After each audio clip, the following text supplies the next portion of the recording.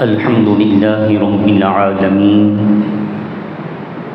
والصلاة والسلام على سيد الأنبياء والمرسلين وعلى آله وأصحابه أجمعين. أما بعد فأعوذ بالله من الشيطان الرجيم. بسم الله الرحمن الرحيم. ولو أنهم إذ ظلموا أنفسهم جاءوك فاستغفروا الله واستغفر لهم الرسول لوجدوا الله توابا رحيما. قال النبي صلى الله عليه وسلم: من زار قبري وجبت له شفاعتي. قال النبي صلى الله عليه وسلم: لو كان بعدي نبي لكان عمر. آمنت بالله صدق الله مولانا العظيم.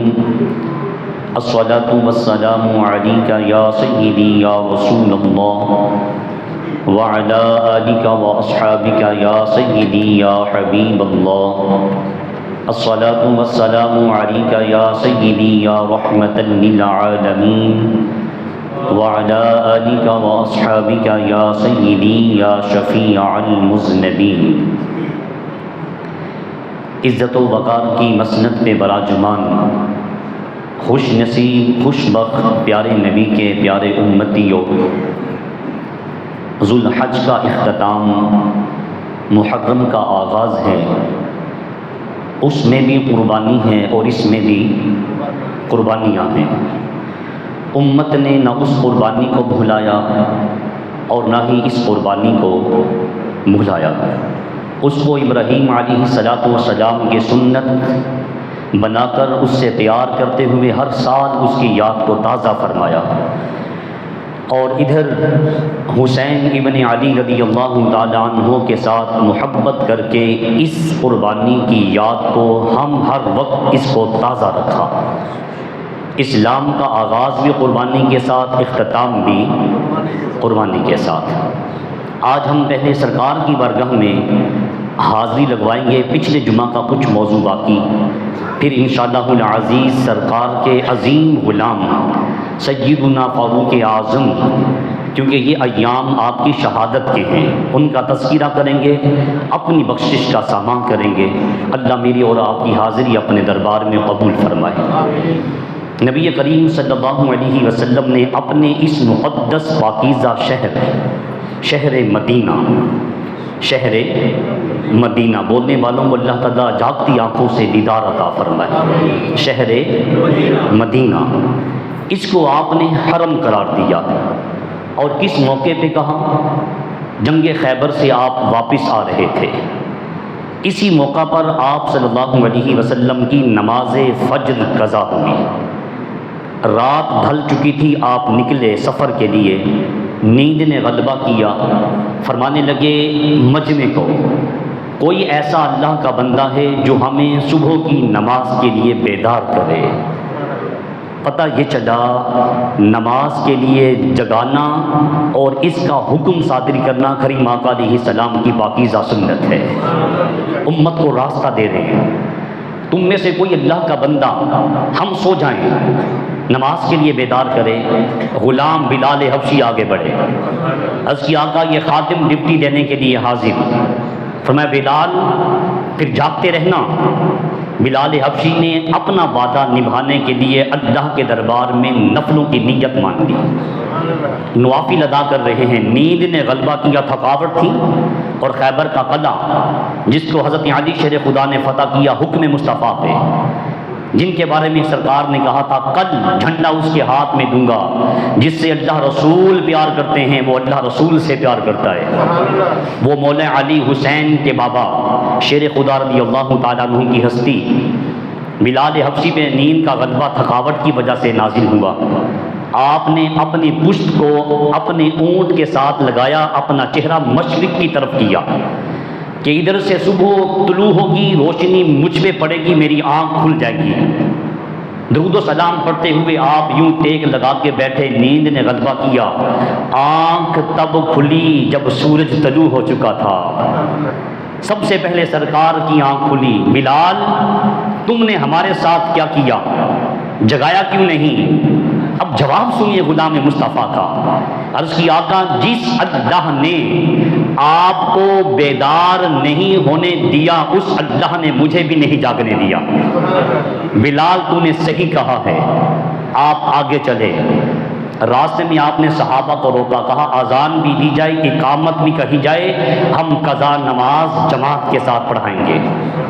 اس سے پہلے قضا نماز کا کوئی قانون نازل نہیں ہوا تھا۔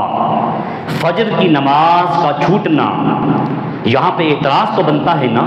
ہمارا عقیدہ ہے کہ ہمارے سرکار کا حکم ہے، نبی سوتا ہے اس کی آنکھیں بند ہوتی ہیں، دل جاگ رہے ہیں، تو بولیے آنکھیں سوتی ہیں دل جاگتا ہے۔ پھر یہاں سرکار کی فجر کی نماز قضا کیوں ہوئی؟ اللہ رب العالمین کے ہر کام میں حکمت ہوتی ہے، ہر کام میں کوئی نہ کوئی راز پنہا ہوتا ہے۔ یہ سرکار کی فجر کی نماز قضا کروا کے امت کو ایک راستہ دیا، نماز بھول جاؤ، نیند کی وجہ سے نماز رہ جائے، ہم مصطفیٰ سے طریقہ بنوا رہے ہیں۔ کریم آقا صلی اللہ علیہ وسلم نے وہاں نماز فجر پڑھائی اور کہا صلو کما رأیتمونی اصلی، اے لوگوں نماز اس طرح پڑھو جس طرح محمد مصطفیٰ کو پڑھتا ہوا دیکھ رہے ہو۔ آگے چلے، آپ کی سواری کے پیچھے آپ کا جو ہم سفر تھا وہ ایک غلام تھے، نام تھا حضرت ابو موسیٰ اشعری، یہ آپ کی کنیت، نام تھا عبداللہ بن قیس۔ فرمانے لگے اے عبداللہ بن قیس میں تجھے ایسے کلمے بتاتا ہوں، ایسا کلمہ دیتا ہوں جو جنت کا خزانہ ہے، بولیے سبحان اللہ، جو جنت کا خزانہ ہے۔ عبداللہ بن قیس نے عرض کی آقا ضرور ارشاد فرمائیے، کہا جنت کا خزانہ ہے لا حول ولا قوت الا باللہ العلی العظیم۔ یہ بولیے کیا ہے؟ جنت کا خزانہ ہے۔ ہمیں خزانے کی ضرورت ہے نا، تو جنت کا خزانہ لا حول ولا قوت، اللہ کی ذات کے علاوہ کوئی طاقت، الا باللہ مگر اللہ، هو العلی العظیم، وہ سب سے اعلیٰ ہے اور سب سے عظیم ہے۔ جس اللہ کی ہم بندگی کرتے ہیں وہ سب سے اعلیٰ، سب سے عظیم۔ کریم آقا علیہ السلام آگے چلے، مدینہ میں داخل ہوئے، ایک پہاڑ ہے مدینہ سے تھوڑے سے فاصلے پر، اور اس کا رخ گنبد خضرا کی جانب ہے۔ اس کا نام ہے پہاڑ جبل احد، جبل احد۔ آپ اس پہ اپنا قدم رکھتے ہیں۔ صحیح مسلم کی شرح میں ایک اور حدیث پاک ملتی ہے، آپ صلی اللہ علیہ وسلم نے جب قدم پاک رکھے نا، آپ کے ساتھ سیدنا صدیق اکبر تھے، عثمان غنی تھے، فاروق اعظم تھے۔ جب اپنا قدم پاک رکھا، جبل احد حرکت کرنے لگا، خوشی میں جھومنے لگا۔ آپ نے قدم سے ٹھوکر لگائی، فرمایا احد پہاڑ رک جا، تیرے اوپر ایک نبی ہے، ایک صدیق ہے، دو شہید ہیں۔ ایک نبی ہے، ایک صدیق ہے اور دو شہید ہیں۔ اس موقع پہ آپ نے کہا اے لوگوں گواہ ہو جاؤ، یہ احد پہاڑ ہم سے محبت کرتا ہے، ہم مصطفیٰ احد پہاڑ سے محبت کرتے ہیں، اور جو چیز مصطفیٰ سے محبت کرے اللہ جنت میں داخل فرمائے گا۔ ایک کھجور کا تنا تھا جو آج بھی ریاض الجنت میں دفن ہے، اوپر سے کٹا ہوا، نیچے سے کٹا ہوا تھا، بے جان تنا۔ کریم آقا علیہ الصلوۃ والسلام اس کے ساتھ سہارا لگا کر مجمع سے خطاب فرماتے تھے، ٹیک لگاتے، اس کے ساتھ آپ سہارا لگاتے۔ کسی نے کہا آقا اگر آپ حکم فرمائیں تو آپ کے لیے ہم ممبر نہ بنوا دیں؟ کریم آقا نے کہا بہت اچھی بات ہے، مشورہ قبول فرمایا۔ اگلے جمعے ممبر لایا گیا، اس تنے کو وہاں سے اٹھا لیا گیا، حضور ممبر پہ جلوہ گر ہوئے۔ صحابہ کہتے ہیں آقا علیہ السلام نے ابھی تمہیدی کلمات کہے ہی تھے، نحمدہ ونصلی ونسلم علی رسولہ الکریم، ہم نے اپنے کانوں سے سنا اس کھجور کے خشک تنے سے رونے کی آوازیں آنے لگی۔ کریم آقا ممبر سے نیچے تشریف لائے، اسے پکڑا، اپنی چھاتی سے ایسے دبوچ لیا، جسم مبارک سے لگایا، چپ کر، کیوں روتا ہے؟ عرض کی آقا آپ نے اپنے سارے رشتے مجھ سے توڑ لیے، مجھ سے اپنا تعلق، اپنا ناتا، اپنا رشتہ توڑ لیا۔ آقا آپ آتے تھے، اپنا مبارک جسم میرے ساتھ لگاتے تھے، میں آپ کے جسم کے بوسے لیتا تھا، آقا مجھے چھوڑ دیا۔ فرمایا چپ کر، بتا میں تجھے باغ میں لگوا دوں، تو پھلدار بن جائے، لوگ تیرا پھل کھائیں۔ عرض کی آقا نہیں۔ اب حضور کھجور کے خشک تنے سے بات بھی کر رہے ہیں، اس کی بات کو سن کے سمجھ کے جواب بھی دے رہے ہیں۔ وہ آگے عرض کرتا ہے آقا نہیں، باغ میں نہیں جاؤں گا، مجھے جنت میں بھیجا جائے۔ کریم آقا نے اس کو اٹھایا، اپنے قدموں میں دفن فرمایا۔ عاشق کی جنت تو یہی تھی نا، ریاض الجنت میں آج بھی ایک اس کے اوپر ستون ہے، اس پہ لکھا ہوا ہے، آپ نیٹ پہ سرچ کر سکتے ہیں، استوان حنانا۔ یہ وہ قبر ہے، یہ وہ پلر ہے جس کے اندر محمد مصطفیٰ کا عاشق حنانا دفن ہے۔ یارو کھجور کے تنے کی مصطفیٰ سے نسبت ہو جائے، اللہ اسے بھی جنت عطا فرما دیتا ہے۔ کلمہ پڑھنے والا امتی ہو کر اگر اپنے آقا پہ دل و جان سے درود و سلام پڑھے، مدینے والا جواب کیوں نہیں دے گا؟ تو کریم آقا صلی اللہ علیہ وسلم احد پہاڑ سے فرمانے لگے، یہ ہم سے پیار کرتا ہے، اسی دے نال پیار کرنے ہیں۔ کریم آقا صلی اللہ علیہ وسلم یہاں سے آگے بڑھے، مدینہ پاک کی طرف دیکھ کے فرمانے لگے، یا اللہ دو کناروں کے درمیان جو یہ وادی ہے، دو کناروں کے درمیان جو یہ شہر ہے نا، جو یہ علاقہ ہے، جو یہ بستی ہے، آپ گاؤں کہہ لیں، اے رب ذوالجلال میں مصطفیٰ ان دو کناروں کے درمیانی آبادی کو حرم بنا رہا ہوں۔ ابراہیم علیہ السلام نے تجھ سے مانگا تھا، اے رب ذوالجلال مکہ پاک میں برکتیں عطا فرما، میں مصطفیٰ تجھ سے سوال کرتا ہوں رب ذوالجلال میرے مدینے میں برکتیں عطا فرما، اور مکے کی بنسبت زیادہ عطا فرما۔ مکے میں کوئی گندم نہیں ہوتی، کوئی کھیت نہیں ہوتا، کوئی سبزہ نہیں ہے، کوئی پھل نہیں ہوتا، لیکن آپ جس موسم میں مرضی چلے جائیں، بے موسمہ اعلیٰ قسم کا خوشبودار پھل مدینے میں، مدینے والے کے صدقہ میں آپ کو ملے گا۔ یہ مصطفیٰ کریم علیہ السلام کی دعا ہے، اور کہا اے لوگوں دعا کیا کرو اللہ تعالیٰ تمہیں مدینے میں مرنا عطا فرمائے۔ آقا کیوں؟ فرمائے اس لیے کہ مدینے میں جو مر جائے گا میں مصطفیٰ اس کی شفاعت کروں گا۔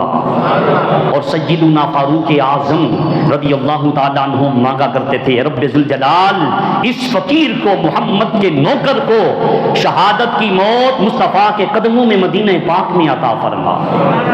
فرمایا میرا مدینہ بھٹی کی طرح ہے۔ بولیے بھٹی سے برف نکلتی ہے یا آگ نکلتی ہے؟ کہا لوہے کو ڈالا جائے زنگ اتر جاتا ہے، میرا شہر مدینہ بھٹی کی طرح ہے، جو بھی گناہگار اس میں آئے گا مدینے کی ہوا کے ذرے اس کے جسم پہ لگیں گے، اللہ اس کے گناہوں کو دھو ڈالے گا۔ کریم آقا صلی اللہ علیہ وسلم کا ایک غلام گزرا ہے، بدو تھا، دنیا سے حضور چلے گئے، حضور کی قبر پاک پہ آتا ہے، وَلَوْ أَنَّهُمْ إِذْ ظَلَمُوا 5واں پارہ ہے۔ اے رب ذوالجلال تیرا حکم ہے کہ ایمان والو جب تم گناہ کر لو، ظلم کر بیٹھو، اپنی جانوں پہ تم کوئی زیادتی کر بیٹھو، تم سے گناہ ہو جائے، اللہ کی نافرمانی ہو جائے، تو میرے رسول کی بارگاہ میں آ جانا اور میرا رسول تمہاری سفارش کر دے، رسول کے در پہ آ کے اللہ سے مانگنا۔ وَلَوْ أَنَّهُمْ إِذْ ظَلَمُوا أَنفُسَهُمْ جَاءُوكَ فَاسْتَغْفَرُوا اللَّهَ۔ قرآن مجید کے حروف ہیں، اللہ کے دربار، رسول کے دربار میں آ کر اللہ سے مانگنا، رب ذوالجلال ہمیں معاف فرما۔ تمہاری اس درخواست پر میرا رسول، میرا نبی، میرا محبوب سفارش کر دے، لَوَجَدُ اللَّهَ تَوَّابًا رَحِيمًا۔ اے لوگوں گواہ ہو جاؤ، میں قانون بنا رہا ہوں، تمہاری دعا پر میرا نبی سفارشی بن جائے، لَوَجَدُ اللَّهَ تَوَّابًا رَحِيمًا، تم عرش کے مالک کو توبہ قبول کرنے والا پاؤ گے۔ سفارش کس کی؟ رسول کی. سفارش کس کی؟ بولیے مانگنا کس سے؟ اللہ سے. لیکن اس منگتے کے مانگنے پہ سفارش مصطفیٰ کر دیں. کہا لوجد اللہ تواب الرحیم، 5واں پارہ ہے. رب فرماتے تم اللہ کو توبہ قبول کرنے والا کس کے صدقہ میں؟ رسول کے. جی بولیے کس کے صدقہ میں؟ لیکن یہ مت سمجھیے گا کہ رسول کے صدقے کے بغیر اللہ سنتا نہیں. اللہ سنتا ہے، لیکن اللہ اپنے محبوبوں کی زیادہ سنتا ہے. اللہ اپنے محبوبوں کی زیادہ سنتا ہے. تو کہا میرے محبوب علیہ الصلوۃ والسلام نے وہ بدو آیا نا، اس آیت کو لے کے اس نے تلاوت کی کہ تیرا حکم ہے تیرے رسول کے آسمان پہ آئیں، تجھ سے مانگیں، رسول سفارشی بن جائے. اے اللہ تیرا حکم ہے غلاموں کو آزاد کیا جائے. میں غلام ہوں، یہ تیرے محبوب کی قبر انور ہے. میں غلام ہوں، یہ تیرے محبوب کا میزان ہے. میں تیرے محبوب کے در پہ ہوں، تیرا حکم ہے غلاموں کو آزاد کیا جائے. اے رب ذوالجلال میں غلام ہوں، گناہ گار ہوں، تیرے محبوب کے در پہ آیا ہوں. اپنے محبوب کے صدقہ میں اس گناہ گار کو جہنم کی آگ سے آزاد فرما دے. غیب سے آواز آئی اے بدو تو ہے جاہل، ہے کتا ان پڑھ پینڈو ہے، لیکن تو نے مانگا اس انداز سے ہے. جا مصطفیٰ کے صدقہ میں ہم نے تجھ پہ جہنم کی آگ کو حرام کر دیا ہے. تو کہا ایمان والوں میرے محبوب کے در پہ آؤ. کہا من زار قبری وجبت لہو شفاعتی. اے لوگوں میرے دنیا سے جانے کے بعد جس نے میری قبر کی زیارت کی، میری قبر پہ آیا، اس پہ مجھ مصطفیٰ کی شفاعت واجب ہو گئی. کہا جس نے میرے جانے کے بعد میری قبر کو دیکھا وہ یوں سمجھے اس نے جاگتی آنکھوں سے مصطفیٰ کو دیکھا ہے. رسول کریم صلی اللہ علیہ وسلم کے در پہ آنا کیسے؟ موضوع یہ تھا پچھلے جمعہ کا، باقی حصہ عرض کر رہا ہوں. کریم آقا صلی اللہ علیہ وسلم کی آستان پہ اس طرح آنا ہے جس طرح 70,000 ملائکہ شام کو آتے ہیں، 70,000 صبح آتے ہیں. کہا باب جبریل سے داخل ہو جائیں. یہ وہ دروازہ ہے، آپ وہاں پہ جائیں نا تو آپ کو وہاں پہ بے شمار باب دروازے ملیں گے. ہر دروازے کے اوپر مختلف نام لکھے ہوئے ہیں. ایک دروازے پہ لکھا ہے باب جبریل. یہ ہمارا یہاں ایک غریب سا لڑکا ہے، یہ وہاں اب موجود ہیں، یہ ابھی وہاں حج کر کے آیا ہے. اکثر میرے پاس انہوں نے آنا اور مجھے آ کے کہنا کوئی وظیفہ بتائیں، گھر کے حالات بہتر نہیں ہیں، رب جسے چاہے اپنے در پہ بلا لیتا ہے. حج بھی کر کے آئے ہیں، دربار مصطفیٰ دیکھ کے بھی آئے ہیں. میں کہوں گا کہ آپ یہاں آگے تشریف لائیں، اس لیے کہ آپ محبوب کے در سے تازہ تازہ ہو کے آئے ہیں. نعرہ تکبیر، نعرہ رسالت، نعرہ تحقیق، نعرہ حیدری. السلام. یہ اعزاز در مصطفیٰ کی چوکھٹ چومنے کی برکت سے ملا ہے. اور یہ کوئی افسر نہیں ہے، کوئی چیئرمین نہیں ہے، کوئی اس کے پاس عہدہ نہیں ہے. یہ ایک جھاڑو کش ہے، صفائی کرنے والا ہے، جس کو ہم اپنی زبان میں کہتے ہیں آفس بوائے. لیکن اللہ رب العالمین جسے چاہے حج کی سعادت نصیب فرما دیتا ہے. رب نے کہا تو کہتا ہے حالات گھر کے ٹھیک نہیں ہیں، دیکھ میرے دربار میں تیری تقدیر کس قلم سے لکھی ہوئی ہے. افسر کے دل میں کس نے ڈالا کہ تو نہیں جا سکتا، اپنی جگہ پہ اس نوکر کو بھیج. یہ تیری نظر میں نوکر ہے، اللہ کی نظر میں مقبول بندہ ہے. اللہ اسے ہی بلاتا ہے جس کی اس کے دربار میں قبولیت ہو چکی ہوتی ہے. حضور علیہ السلام کے در پہ حاضر ہونا ہے، باب جبریل سے داخل ہو جائیں. یہاں سے جبریل امین در مصطفیٰ پہ آیا کرتا تھا. اس دروازے سے داخل ہو، ہاتھ باندھے ہوئے ہوں، سر جھکا ہوا ہو، جس طرح ایک غلام آتا ہے غلام کی حیثیت سے. اتار دے جبہ، اتار دے امامہ، اور کہا سب کچھ اتر جائے، 2 چادریں لپیٹ لیں، اس لیے کہ یہ وہ در ہے یہاں پہ سارے فقیر ہیں، بس اللہ غنی ہے. اللہ غنی وانتم الفقراء، تم سب فقیر ہو، بادشاہ کون ہے؟ اللہ ہے. کریم آقا علیہ السلام کی دہلیز پہ آئیں، ہاتھ باندھے ہوئے ہوں، زبان پہ ہو السلام علیکہ یا رسول اللہ، السلام علیکہ یا حبیب اللہ، السلام علیکہ یا رسول اللہ. یہاں پڑھتے ہوئے اتنا لطف آ رہا ہے، جب بندہ اس ذات کو دیکھ کے پڑھے گا کیا لطف ہوگا. کہا مواجہ شریف کے سامنے آ جائیں، دست بستہ حضور کی بارگاہ میں عرض کریں آقا یہ غلام حاضر ہے، پاپی ہے، گناہگار ہے، نافرمان ہے، اس اللہ نے کرم فرمایا ہے آپ کی دہلیز تک آ چکا ہوں، رب ذوالجلال اس مصطفیٰ کے صدقہ میں میرے گناہوں کو معاف فرما. رب کہتا ہے لواجد اللہ تواب الرحیم، تم اللہ کو محبوب کے صدقہ میں توبہ قبول کرنے والا پاؤ گے۔ اسی کے ساتھ دو آپ کو سنہری کلر کے نا سوراخ اور ملیں گے، ایک ہے بڑا سائز کا، یہ بالکل حضور علیہ السلام کی قبر مبارک کے سامنے، پھر آپ کو دو اور سوراخ ملیں گے، ایک ہے سیدنا صدیق اکبر کا، بولیے سبحان اللہ، ایک ہے سیدنا فاروق اعظم کا۔ کون فاروق اعظم؟ یہ آپ کی شہادت کے ایام میں سیدنا فاروق اعظم، وہ جس کی کانٹ چھانٹ رسول اللہ نے خود فرمائی، اور آقا صلی اللہ علیہ وسلم نے کہا اے لوگو یہ میرا عمر پتہ ہے کون ہے؟ کہا میرا عمر وہ ہے، ان اللہ وضع الحق علی لسان عمر، کہا میرا عمر وہ ہے، خدا کی قسم جب یہ بولتا ہے اس کی زبان سے میرا اللہ خود بولتا ہے۔ کہا لو کان بعدی نبی لکان عمر، اے لوگوں سن لو اگر میرے بعد کوئی نبی ہوتا تو یہ خوبیاں نبی ہونے کی، یہ ساری خصوصیات، یہ ساری کوالٹیز میرے فاروق اعظم میں ہیں، لیکن لوگوں لا نبی یا بعدی، میرے بعد کوئی نبی، اگر حضور کے بعد کوئی نبی ہوتا یہ ختم نبوت کا دروازہ بند نہ ہوتا، کوئی رسول ہوتا، کوئی نبی ہوتا، حضور فرماتے ہیں میرا عمر ہوتا۔ جب حضور کے بعد صدیق اکبر عمر فاروق جیسی ہستیاں نبی نہیں ہو سکتی، یہ کانا پاپی دجال مرزائی کیسے نبی ہو سکتا ہے؟ تو کہا اے لوگو اگر میرے بعد کوئی رسول ہوتا، کوئی نبی ہوتا، علی ہوتا، مگر میرے بعد کوئی نبی رسول نہیں ہے۔ پھر ایک اور موقع پہ کہا ان الشیطان یفر من ذل عمر، اے لوگوں گواہ ہو جاؤ میرا عمر وہ ہے، شیطان اس کو دیکھتا ہے تو راستہ بدل لیتا ہے، ہمارے اوپر چڑھا رہتا ہے، وہ کسی مسجد کا امام ہو، وہ چودھری کیوں نہ ہو، وہ امام کعبہ کیوں نہ ہو، ہمارے سائے سے نہیں ڈرتا، لیکن عمر کی ذات وہ ہے بھائی کیوں نہ ہو جس کی کانٹ چھانٹ تربیت در مصطفیٰ سے ہوئی ہے۔ سیدنا فاروق اعظم رضی اللہ تعالیٰ عنہ کی پھر ایسی تربیت کی، 25 بھی آتا ہے، 22 بھی آتا ہے، 26 بھی آتا ہے، 26 لاکھ مربع میل کا یہ حاکم ہے، آدھی دنیا کا فرما رواں، اپنے تو اپنے بیگانے بھی اس کی ہسٹری پڑھ کے بولے کہ اے لوگوں اگر کسی کو ماڈل، کسی کو رہنما، کسی کو اپنا پیشوا بنانا ہے وہ صرف صدیق اکبر ہو سکتے ہیں یا فاروق اعظم ہو سکتے ہیں۔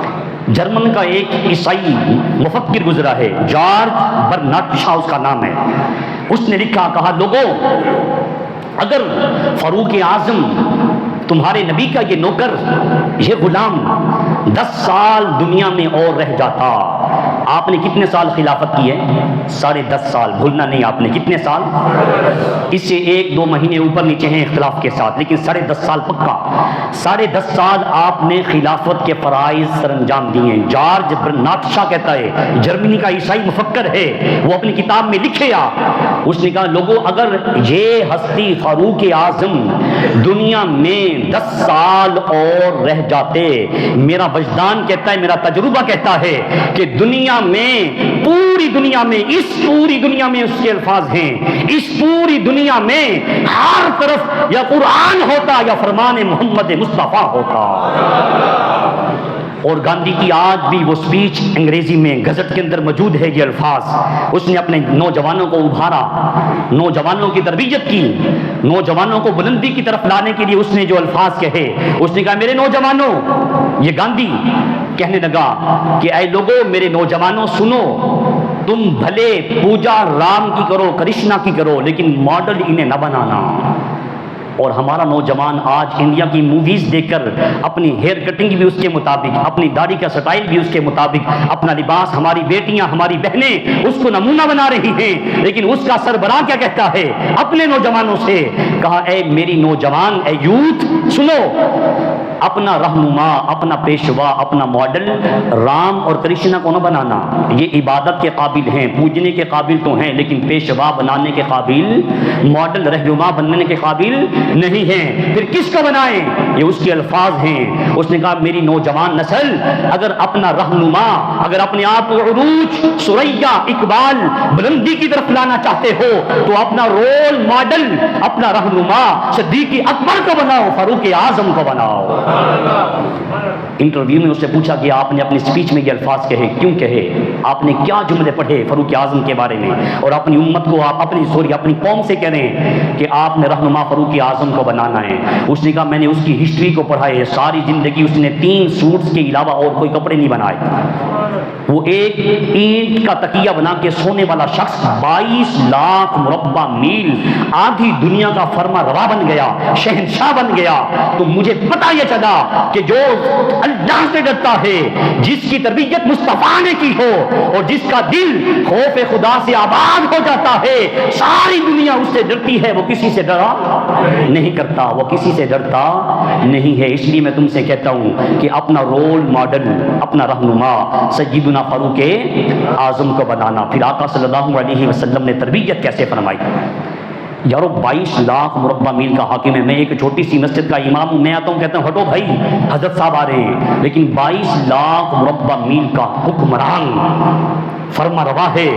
ایک بوڑھی حضرت خولہ، بوڑھی عورتیں روکتی ہیں فاروق اعظم سے۔ جالوت ایک عربی نوجوان ساتھ تھا، یاد رکھنا آپ کا کوئی باڈی گارڈ، کوئی سیکیورٹی سسٹم بنانے والے آپ تھے، لیکن اپنے تحفظ کے لیے کوئی آپ نے پروٹوکول، کوئی باڈی گارڈ نہیں تھے۔ ڈرتے تھے بولیے کس سے؟ اللہ سے۔ کس سے ڈرتے تھے؟ اللہ کی ذات سے ڈرنے والے تھے۔ باڈی گارڈ رکھنا یہ ہماری شریعت اجازت دیتی ہے، لیکن جن کا توکل اللہ کی ذات میں ہوتا ہے، وَمَن يَحْتَسِبْ عَلَى اللَّهِ وَمَن يَتَوَكَّلْ عَلَى اللَّهِ فَهُوَ حَسْبُهُ۔ اللہ کہتے ہیں جو میری ذات پہ بھروسہ کرتا ہے نا، دنیا کی طاقت انہیں مارنا بھی چاہے نا، گولی اس کے سر پہ رکھ بھی دی جائے، میں بچانا چاہوں میں بچا کے دکھا دیتا ہوں۔ پھر مولانا روم نے اس بات کو سمجھایا ہے، وقت اجازت نہیں دیتا، موضوع رہ جائے گا۔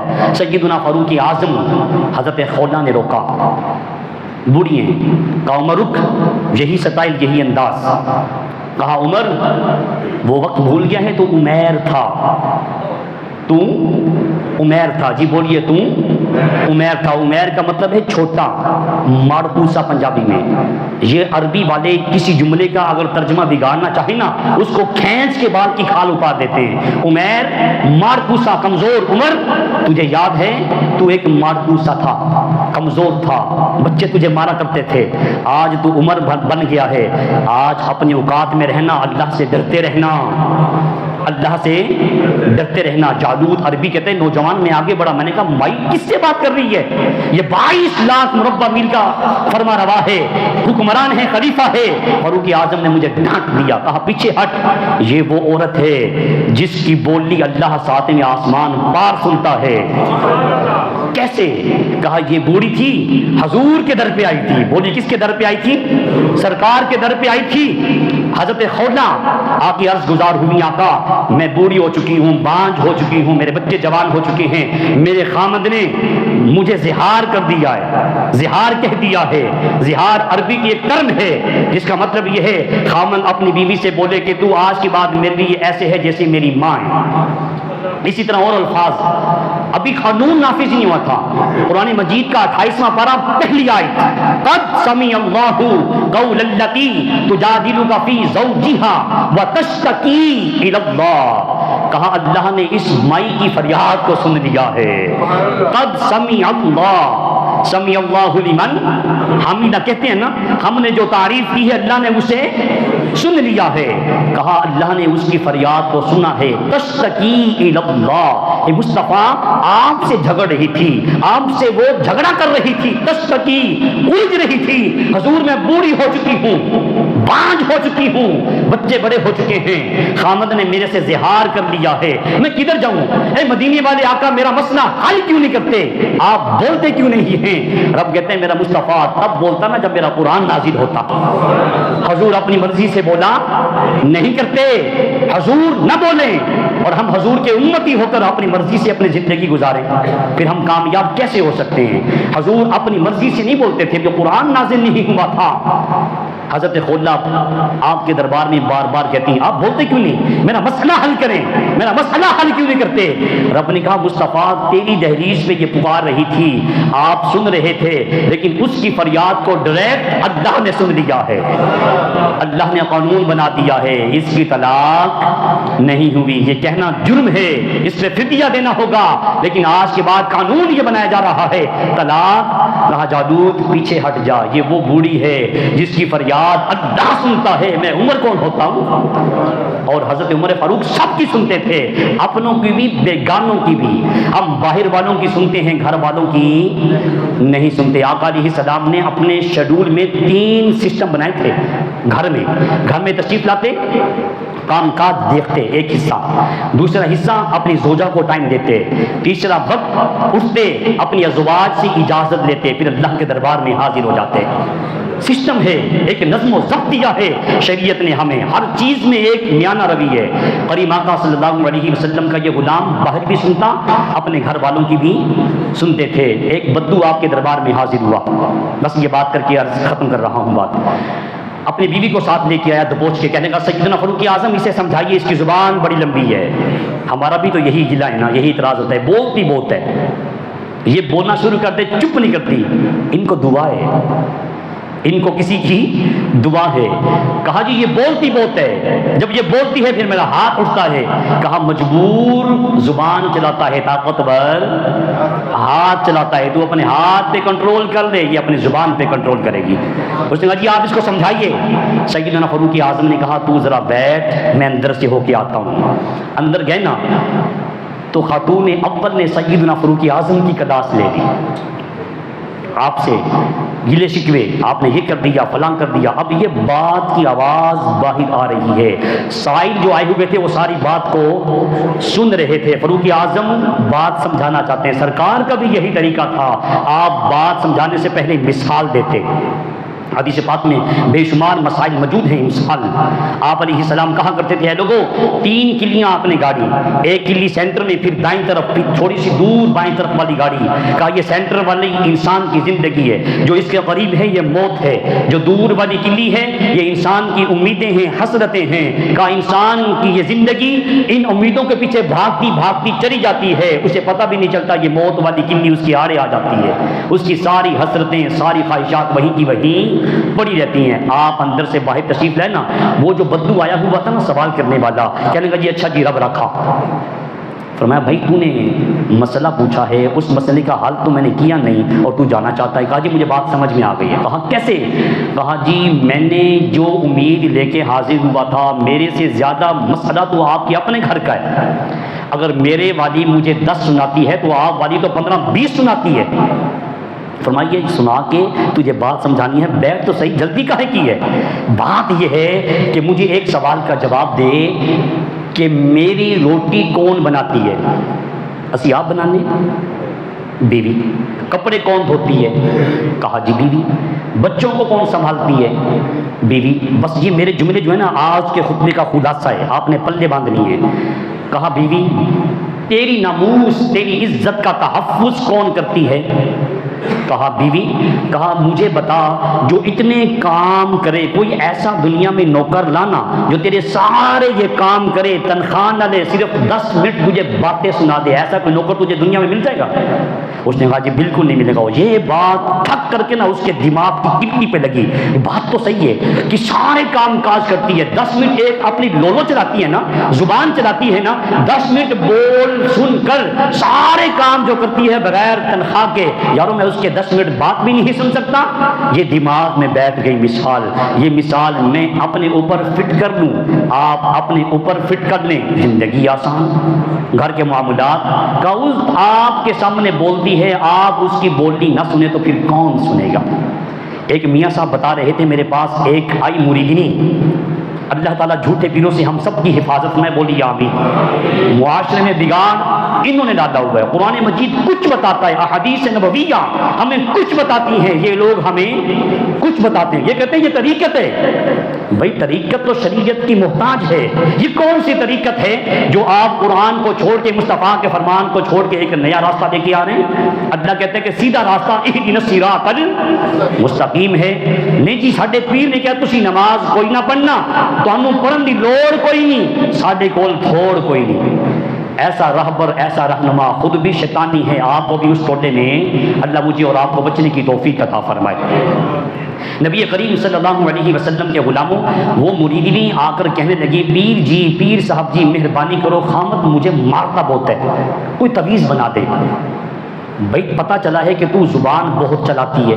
اس نے کہا جی دیکھو جی، اس نے مجھے کہا دال بنا دے، میں نے اس میں گھی بھی ڈالا، مرچیں بھی ڈالی، زیرہ بھی ڈالا، دھنیا بھی ڈالا، ادرک بھی ڈالا، پیاز بھی ڈالا، سب کچھ ڈالا، نہیں ڈالا تو خالی دال ہی نہیں ڈالی، مجھے مارنا شروع کر دیا۔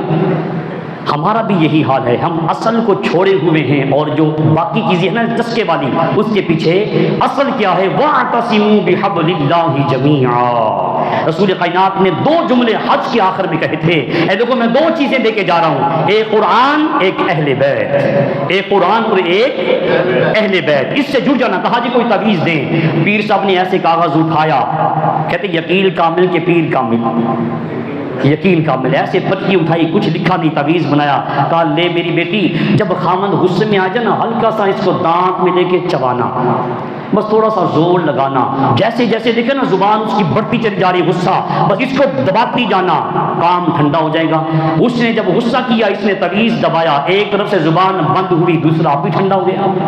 وہ 4 دن کے بعد پیر صاحب کے دربار میں، پیر جی تسی تے بڑی کرنی آ دے ہو، تسی تے بڑے پہنچ، تھوڑا تعویذ تے کم دکھا گیا ہے، کیا ہوا؟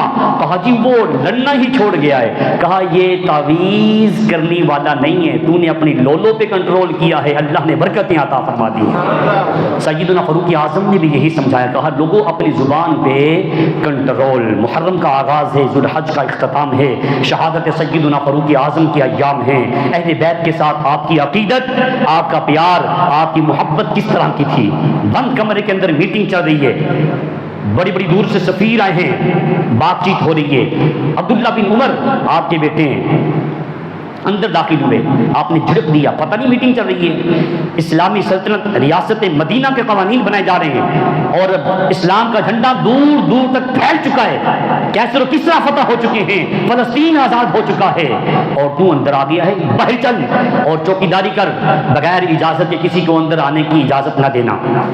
اسی دوران امام حسن مصطفیٰ آ گئے، بولیے سبحان اللہ۔ میرے مصطفیٰ کریم علیہ السلام کے گھرانے کا چشم و چراغ، یہ وہ حسن جو خالی حسن نہیں، جنتی نوجوانوں کا سردار، خالی حسن مصطفیٰ نہیں جس کو مصطفیٰ اپنے کندھوں پہ بٹھا کے مدینہ کی گلیوں میں سیر کروائیں، خالی حسن مصطفیٰ نہیں، آقا علیہ السلام نماز میں آ جائیں، امام حسن مصطفیٰ کے کندھوں پہ آ جائے، اللہ جبریل کو بھیج دے، اے مصطفیٰ جب تک حسن آپ کے کندھوں پہ رہے سبحان ربی الاعلیٰ کی تعداد بڑھاتی چلی جائیے، مرضی سے اتنے 70-72 مرتبہ آپ نے سبحان ربی الاعلیٰ کہا نماز میں کسی کا خیال نہیں آنا چاہیے، ایمانداری سے بتائیں، سرکار سجدے میں ہیں، حسن مصطفیٰ کندھوں پہ آ گئے ہیں، سبحان ربی الاعلیٰ زبان پہ جاری ہے، دماغ میں یہ بات نہیں ہے میرا حسن میرے کندھے پہ آ چکا ہے، پتہ چلا نماز میں نبی کا خیال آ جائے نماز ٹوٹتی نہیں، نماز پختہ ہو جایا کرتی ہے۔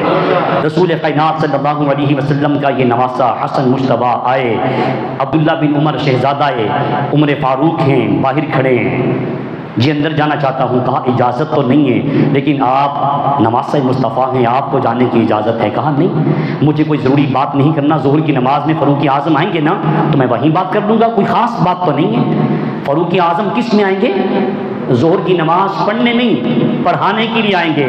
پتہ چلا جو وقت کا حکمران ہوتا ہے خالی حکمران نہیں ہوتا، مسجد کا امام بھی ہوتا ہے، وہ نماز ہی ہوا کرتا ہے۔ آج ہم بھی دکاندار ہیں، اپنی دکانداری چلا رہے ہیں اور آپ بھی آتے ہیں سبحان اللہ کی داد دیتے ہیں، وما علینا الا البلاغ سنتے ہیں، 2 فرض کوئی گلیوں میں پڑھ رہا ہے، یہ ہماری سیڑھیوں کے زینے کیا ہیں؟ حکم ہے اپنی صفیں سیدھی کرو، مجھے کسی نے ویڈیو بنا کے سینڈ کی، یہ آپ تبلیغ کرتے ہیں؟ میں نے کہا جی کیا ہوا ہے؟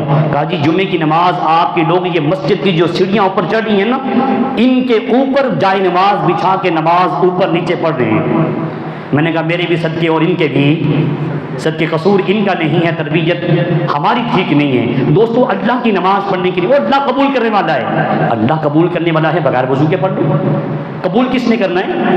اللہ کی ذات نے جب کرنا ہے، اس نے ایک نظام دیا ہے۔ بندہ صبح کے وقت 4 ساڑھے 4 بجے اٹھ کے نماز نہ پڑھے، اس کی آنکھ کھلے 9 بجے، کہے کہ فجر کی نماز میں اب پڑھوں گا، قبول ہوگی؟ بھائی اللہ نے قبول کرنی ہے، اس نے ایک نظام دیا ہے۔ اس نے کہا وضو بناؤ، صفیں سیدھی بناؤ، تمہاری جگہ بھی پاک ہو، تمہارا دل بھی پاک ہو، لباس بھی پاک ہو، چہرہ قبلہ کی طرف ہو، پھر بھی میری بارگاہ میں آؤ، پھر کہو اللہ اکبر، خدا تقدیریں بدل کے رکھ دے گا۔ خیال کریں، وضو خانے میں نماز نہ پڑھیں، واش روم کی سیڑھیوں پہ نماز ہرگز نہ پڑھیں، کچھ تو خیال کریں۔ آپ دین سمجھتے ہیں، آپ پڑھے لکھے لوگ ہیں، اگر آپ ایسا کریں گے تو پھر دیہاتوں کا تو اللہ ہی حافظ ہے نا۔ تو بات بھلا میں کیا عرض کر رہا تھا؟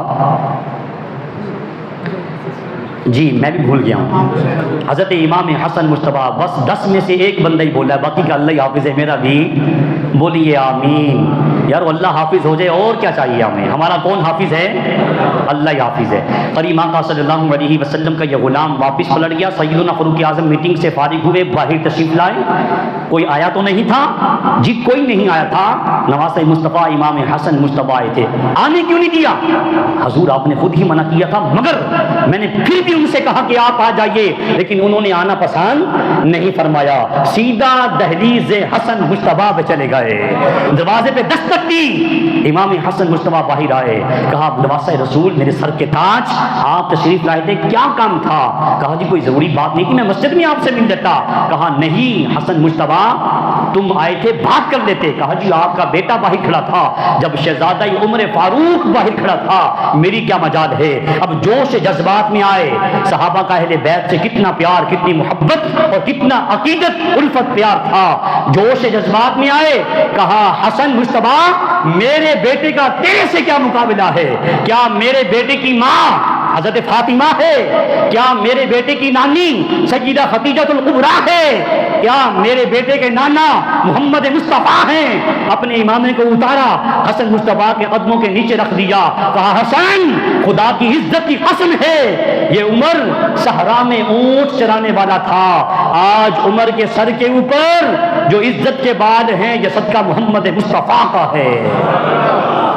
کہتے ہیں صحابہ اہل بیت سے نفرت کرتے تھے، یہ واقعہ کیا یہ بتاتا ہے؟ نہیں، صحابہ غلام تھے، کہا ہمیں لکھ دو، اللہ رب العالمین میرا اور آپ کا حامی و ناصر ہو، وما علینا الا البلاغ، سنت ادا فرما لیں۔